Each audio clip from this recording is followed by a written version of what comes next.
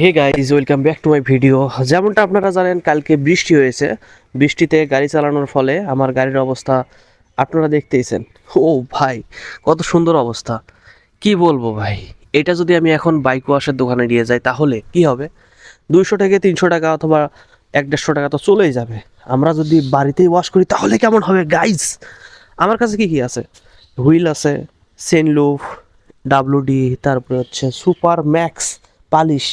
এত কিছু থাকতে কেন আমি এখন বাইক ওয়াশের দোকানে নিয়ে যাব? এখন আমি বাড়িতেই সুন্দরভাবে ওয়াশ করব।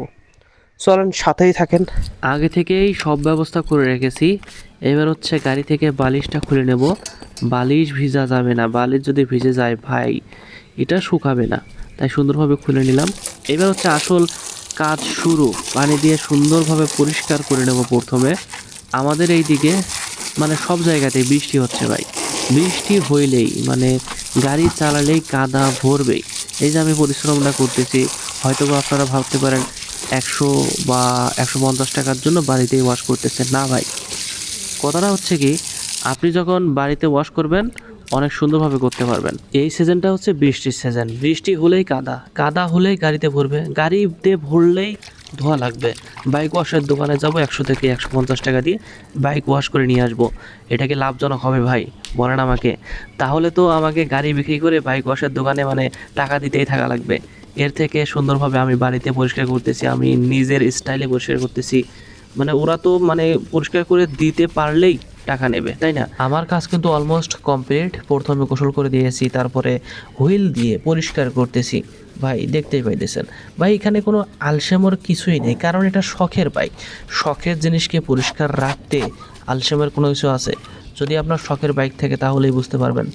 আর আপনার যদি শখের ওই বাইক, কি বাইক, অবশ্যই কমেন্ট করে জানান। হয়তো বা R15। আমরা ভাই গরিব মানুষ, তাই আলহামদুলিল্লাহ যা আছে। তো এবার হচ্ছে পানিতে সুন্দরভাবে পরিষ্কার করতেছি।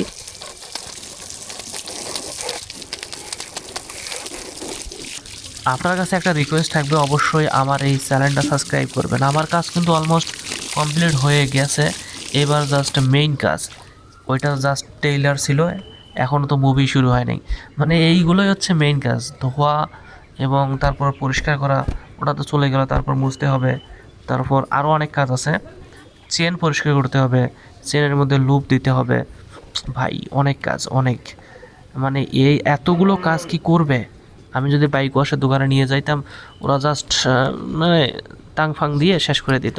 এইটা কি দেখছেন? এটাই হচ্ছে আসল জিনিস। মানে চেনের মধ্যে যদি ময়লা থাকে, জাস্ট এইভাবে স্প্রে করব এবং সব ময়লা আস্তে আস্তে আস্তে আস্তে পড়ে যাবে।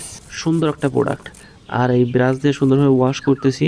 এইবার হচ্ছে চেনের মধ্যে যে ময়লাগুলো আছে সেই ময়লাগুলো শুকনো কাপড় দিয়ে সুন্দরভাবে পরিষ্কার করতেছি। তো চেন পরিষ্কার করার জন্য একটা ব্রাশই পাওয়া যায়, ওইটা আমি এখনও কিনি নাই। চেন পরিষ্কার করা হয়ে গেছে। এইটা হচ্ছে চেন লুপ, এইটা এখন চেনের মধ্যে দেব। তার আগে গাড়িটা স্টার্ট দিতে হবে। এক গিয়ারে রেখে সুন্দরভাবে স্টার্ট দেব। স্টার্ট দিলে হবে কি, গায়ের চাকাটা সুন্দরভাবে ঘুরবে, আমি সুন্দরভাবে নিতে পারবো।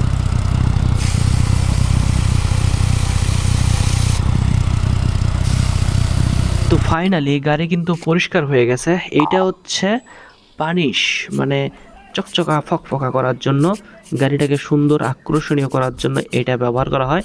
তো গাড়ি শুকানোর পর এইটা আমি ব্যবহার করতেছি।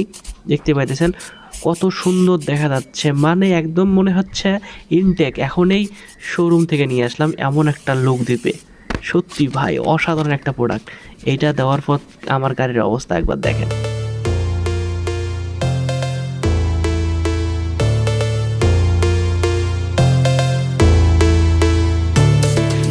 জাস্ট আধা ঘন্টা পরিশ্রম করার পর আমার গাড়ির চেহারা একবার দেখেন, সত্যি ইনক্রেডিবল, অসাধারণ দেখা যাচ্ছে। ভালো লাগলে লাইক এন্ড সাবস্ক্রাইব অবশ্যই করবে।